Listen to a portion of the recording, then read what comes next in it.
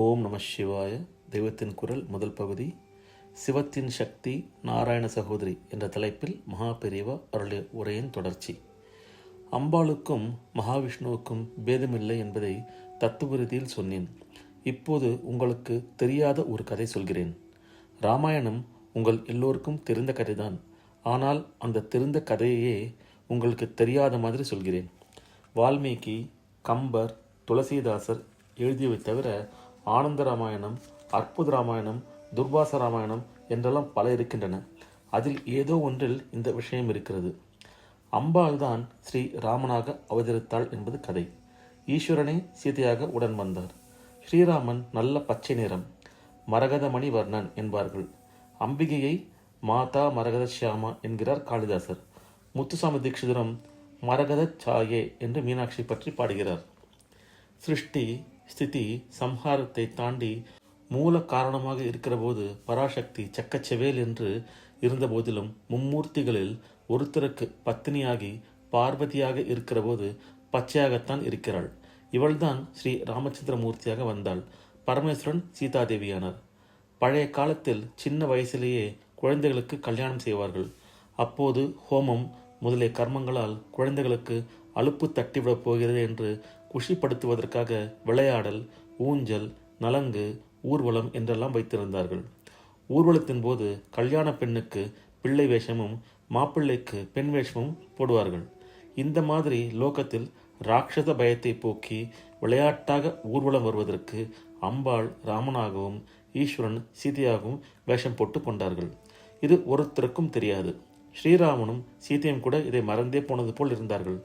ஆனால் ரொம்பவும் உணர்ச்சி வேகம் ஏற்பட்டால் மனசின் அடியிலே எங்கோ மறைந்திருப்பது கூட வெளியிலே வெடித்து விடுகிறது அல்லவா?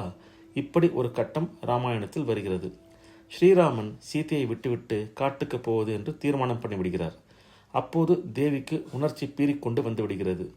காட்டிலே துஷ்டர் பயம், மிருக பயம் இருக்கிறது என்பதால் பெண்டாட்டியை அழைத்து போக மறுக்கிறாரே, இவரும் ஒரு ஆண் பிள்ளையா என்று சுவாதீனத்தில் அவளுக்கு மகா கோபம் வர அந்த வேகத்தில் ஒரு உண்மையை சொல்லிவிடுகிறாள்.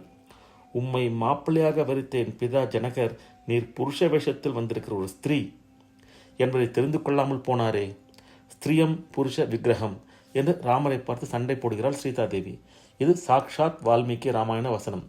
ஸ்ரீராமனுக்கு அவர் அம்பாள் தான் என்பதை சீதை இப்படி சூக்ஷ்மமாக ஞாபகப்படுத்திவிட்டாள். உடனே அவருக்கு அவதார காரியம் நினைவு வந்தது. ராட்சச சம்ஹாரம் செய்ய வேண்டும் என்ற நினைப்பு வந்ததும் அதற்கு அனுகூலமாகவே விளையாட்டு நடப்பதற்காக சீதையை அழைத்து கொண்டு காட்டுக்கு போனார். இவரால் சம்ஹரிக்கப்பட வேண்டிய ராவணனோ பெரிய சிவபக்தன்.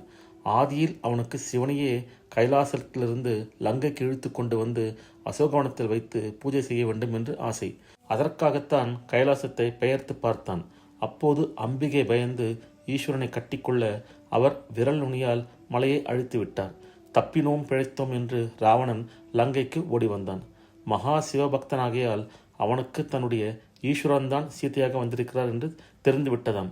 முன்பு அம்பாளால் தான் தன் காரியம் கெட்டுப்போச்சு என்கிற கோபத்தில் இப்போது அவள் தலையீடு இருக்கக்கூடாது என்றே ராமரை அப்புறப்படுத்திவிட்டு சீதையை தூக்கி வந்து அசோகவனத்தில் வைத்தானாம்.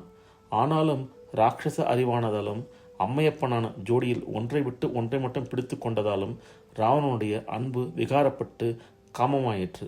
இருந்தாலும் சிவபக்தியினால் இவனுக்கு அவதார ரகசியம் அவ்வப்போது துள்ளி தெரிந்தது. ஆஞ்சநேயரை பார்த்தவுடனே ராவணன் இவர் யார், நந்தியம் பெருமானா என்று நினைக்கிறான். கிமேஷ பகவான் நந்தி என்பது வால்மீகி ராமாயண வச்சனம். சீதாராமர்களின் பரமதாசனாக இருக்கப்பட்ட ஹனுமாரை பார்த்ததும் கைலாசத்தில் சுவாமிக்கும் அம்பாளுக்கும் தாசனாக இருக்கிற நந்திதான் அவர் என்பது புரிந்தது போல் ராவணன் பேசுகிறான். அம்பாளே நாராயணன் என்பதற்காக இந்த கதை